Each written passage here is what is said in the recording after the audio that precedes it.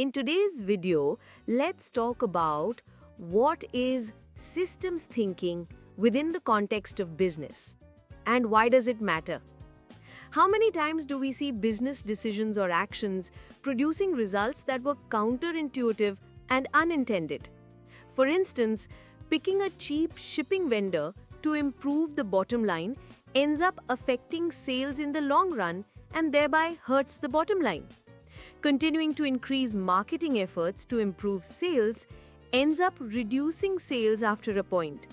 Or continuing to invest in established product lines while helping retain market share in the short run ultimately ends up causing a loss in market share. Or for that matter, expediting customer orders to improve customer satisfaction ultimately ends up causing missed delivery dates and more customer complaints. What do all these cases have in common?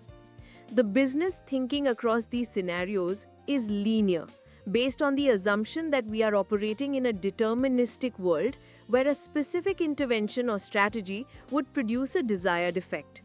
However, reality is far more complex, where businesses are neither fully controllable or predictable.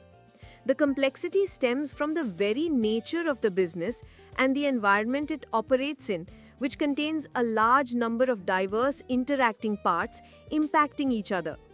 The higher the complexity, the better equipped management thinking needs to be to deal with the complexity.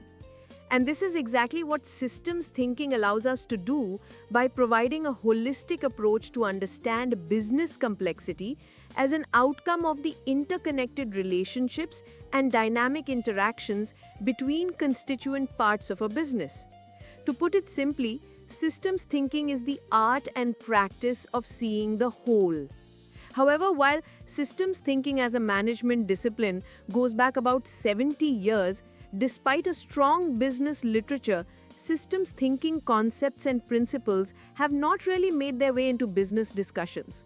The purpose of this video series is not to revisit the vast literature of systems thinking, but instead it is an attempt to answer the "so what" question by presenting 9 key principles which can offer a systems perspective to business strategy, problem solving, and organization design.